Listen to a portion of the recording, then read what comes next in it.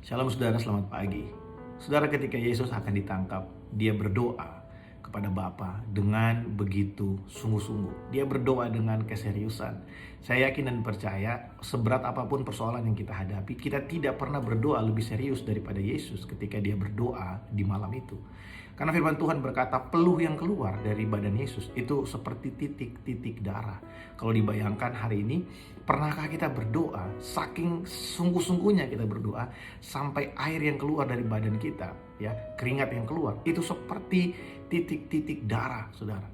Kita mungkin bisa menangis meraung-raung, tapi belum pernah ada saya mendengar manusia yang berdoa sampai seperti mengeluarkan darah dari dalam tubuhnya. Nah saudara, Yesus sangat ketakutan. Yesus bahkan sangat memohon kepada Bapa. Bapa, kalau boleh biarlah cawan ini lalu daripadaku. Tapi kita ketahui bahwa yang terjadi tidak seperti yang Yesus minta. Dia ditangkap, dia disiksa, kemudian dia disalibkan, dia mati di kayu salib. Bapak Ibu Saudara, setelah semuanya itu terjadi, Alkitab tidak mencatat bahwa Yesus menjadi marah kepada Bapa, Yesus menjadi kecewa kepada Bapa, kemudian Yesus mulai komplain kepada Bapa, kenapa engkau nggak tolong saya, kenapa engkau nggak kasih diskon untuk hukuman yang harus saya terima untuk menanggung dosa manusia. Yesus tidak protes dan tidak menjadi kecewa kepada Bapa, karena di akhir dari doanya dia berkata, tapi biarlah kehendakmu ya Bapa yang jadi, bukan kehendakku. Saudara, ini adalah contoh bagi kita. Yesus memberikan kepada kita satu teladan bahkan di tengah-tengah keadaan yang sangat sulit. Mungkin hari ini kita berdoa dan yang terjadi tidak seperti yang kita harapkan. Kita berdoa dengan begitu sungguh-sungguh, mungkin kita bawa dalam doa puasa, tapi tidak terjadi seperti yang kita mau. Kemudian kita mulai kecewa sama Tuhan, kita pikir Tuhan tidak dengar doa kita pikir Tuhan tidak memperhatikan kita. Saudara, sebenarnya yang sedang terjadi adalah kita sedang tidak percaya pada rencana Allah yang lebih baik daripada rencana kita.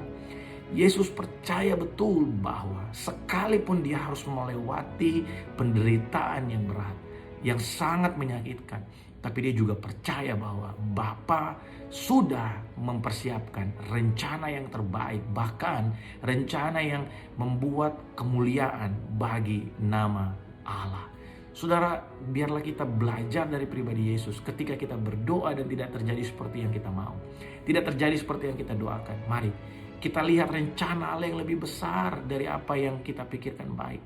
Saya pernah mengatakan ini, bahwa apa yang kita anggap baik hanya berdasarkan ukuran kita, hanya berdasarkan kemampuan kita. Sedangkan kita ini penuh dengan keterbatasan. Kita tidak pernah tahu apa yang akan terjadi hari esok. Tapi Bapa di sorga, dialah Raja di atas segala raja. Dialah yang punya rencana yang sempurna atas kehidupan kita. Dia tahu apa yang akan terjadi hari esok, dan dia sudah menulis hari-hari yang akan kita lewati.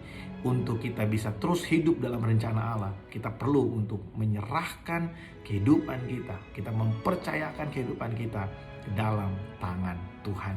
Kalau kita berdoa hari ini, jangan lupa untuk menutup doa kita dengan, ya Bapa, datanglah kerajaanmu dan jadilah kehendakmu dalam hidupku seperti di sorga. Biarlah ini menguatkan setiap kita, biarlah ini memberikan kita semangat yang baru untuk kita bisa terus hidup dalam rencana Allah.